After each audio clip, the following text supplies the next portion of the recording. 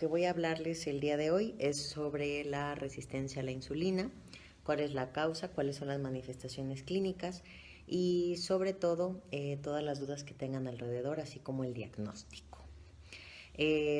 Los saludo a todos, me agarraron ya en la comodidad de mi casa, aquí con unos amiguitos. Eh, de primera forma, la resistencia a la insulina cada vez es un padecimiento mayor. No solo ocurre en adultos, también ocurre en niños, ya edades más tempranas.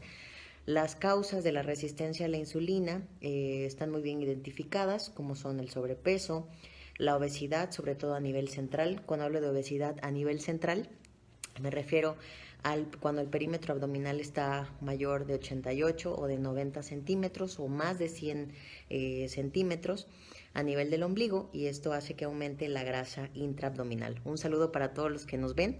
Les pido por favor, si tienen alguna duda durante el video, por favor me dejen sus dudas, las vayan escribiendo para poder interactuar. Si no puedo contestar algunas en el momento, lo haré de manera posterior. Así que pues les pido que todas sus dudas las vayan escribiendo y vamos a ir sacando esto rápidamente y de la mejor manera posible. Entonces, la resistencia a la insulina es tanto en hombres como en mujeres. La incidencia es mucho mayor en mujeres, que digan hombres, es hasta un 30% mayor y un 20% en mujeres, pero todas aquellas mujeres que están iniciando con un periodo de climaterio, pues obviamente con el descenso de los estrógenos, puede hacer que la resistencia a la insulina estén más propensas. Las causas son obesidad, sedentarismo, aumento del perímetro abdominal, obviamente pues el hecho de la dieta y la falta de ejercicio. Pero bueno, ¿qué es la resistencia a la insulina? La insulina es una hormona que nos ayuda a bajar los niveles de glucosa en sangre. ¿Esto qué quiere decir? Todo lo que nosotros comemos, o los azúcares, carbohidratos y todo lo que viene en la dieta, pues obviamente la insulina lo que va a hacer es agarrar esa glucosa y llevarla, por ejemplo, al músculo para que sea utilizada. De igual forma va a evitar que se formen ácidos grasos nuevos de lo que nosotros ingiramos y que esto aumente tanto la grasa a nivel del hígado y también se forme grasa a nivel intraabdominal. ¿Qué ocurre cuando hay resistencia a la insulina? La resistencia a la insulina ocurre en el tejido graso entonces, o sea, en la lonjita. Ocurre a nivel hepático, por eso el hígado graso, y la tercera ocurre a nivel muscular. Entonces, de pronto cuando nos dicen tenemos resistencia a la insulina, no es que sea una entidad en el que esté aislado, que únicamente esté mal, alguna parte de nuestro cuerpo. La verdad es que todos los tejidos involucrados en el metabolismo. Hola Lupita, ¿cómo estás? Hola Rose. Les pido que me dejen por favor sus comentarios y si tienen alguna duda para este primer Facebook Live, donde voy a estarles dando como un poquito de información acerca de esto, y también que de forma indirecta pues visiten mi canal, mis redes, y ya les estaré dejando la página para que se puedan meter a ver nuevamente los videos si tienen más dudas al respecto. Entonces, la resistencia a la insulina, les comento, es esta falta de actividad adecuada de la insulina, donde lo que hace es que no actúe bien a nivel del músculo o a nivel de la grasa o a nivel del hígado. Entonces, ¿qué es lo que va a hacer? Pues obviamente va a hacer que se almacene mucho más grasa, sobre todo a nivel de intraabdominal. Cuando nosotros hemos escuchado hablar de la grasa visceral, se refiere a esta grasa que está dentro del estómago, no a la que tengo en la llanta. Es como cuando vemos a alguien en la calle y vemos que tiene el estómago súper distendido, pero no es porque tenga colitis, sino porque probablemente tenga mucha grasa intraabdominal. Entonces, el exceso de esta grasa intraabdominal o del aumento del perímetro abdominal de más de 88 en mujeres o más de 90 o hasta 100 en hombres, lo que va a ocasionar, hola Jackie, ¿cómo estás? Lo que va a ocasionar es que haya una mayor resistencia a la insulina. Entonces, el problema de la resistencia a la insulina es que entre el tejido menos tiene acceso a la insulina, o la glucosa menos se mete a la célula, porque para eso funciona la insulina, lo que va a ocurrir es que se va a empezar a acumular en la sangre. Esto, paradójicamente, va a hacer que el páncreas, que es quien produce la insulina, en lugar de secretar, no sé, 5 unidades, 10 unidades de insulina, de pronto esté requiriendo 20, 30, 40, de manera hipotética. Entonces, esto a la larga, si nosotros cuando nacemos nos dan un stock de insulina, a lo mejor nos dicen 1000 unidades para toda la vida, la resistencia a la larga lo que va a hacer es que el páncreas agota esta reserva, y en cuanto haya mayor agotamiento de esta reserva o canicas del páncreas, pues va a ocasionar en algún momento diabetes si no se trata. Entonces, la resistencia a la insulina es un problema importante de salud. ¿Cómo puedes saber si la tienes? Hay varios datos clínicos. La primera, por ejemplo, en niños, que ya se ve más frecuentemente, es tener el cuello negrito a nivel de esta parte de aquí. O sea, es decir, no es el color, puede ser que el cuello negro o el tener como una coloración un poquito más oscura sea un dato indirecto de resistencia a la insulina. Tener un grado de sobrepeso mayor al que corresponde para la edad.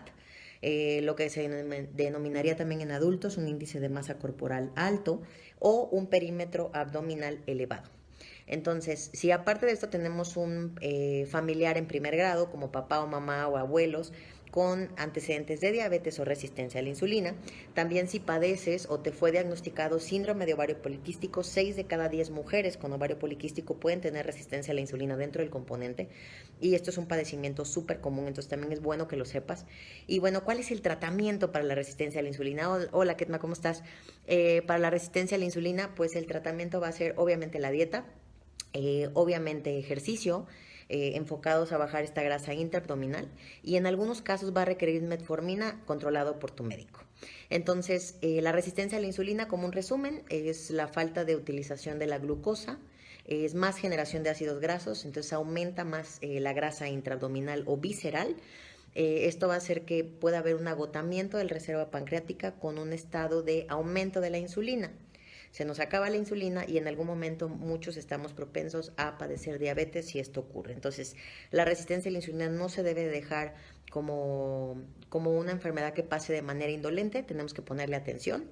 Es curable, claro, y es reversible si estamos en este punto de la historia en el que podemos tratarla.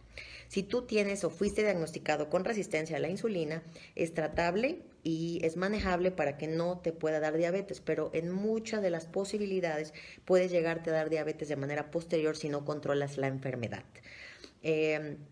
¿Y cómo puedo saberlo?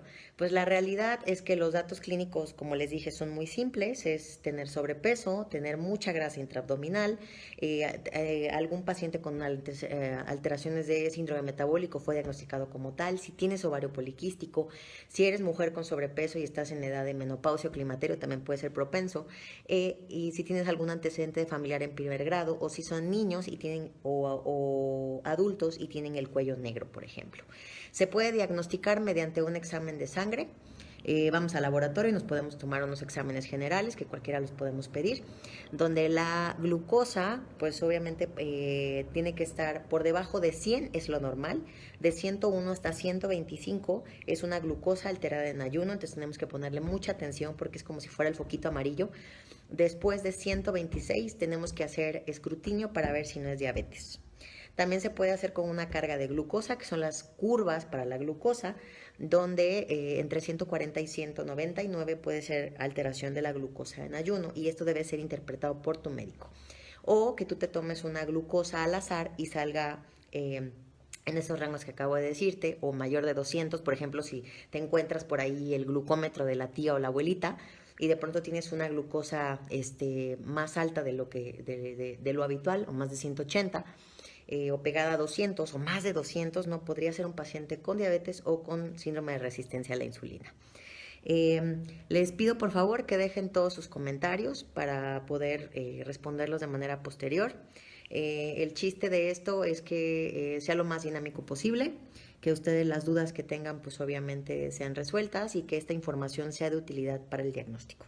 Entonces, si eres una persona sedentaria con sobrepeso, un perímetro abdominal por arriba de 90 o de 100 si eres mujer o eres hombre, si tienes un familiar como mamá, papá o la familia en general con diabetes, o tienes síndrome de ovario poliquístico o eres mujer con mucho sobrepeso y estás en el climaterio, es importante que te hagas un seguimiento.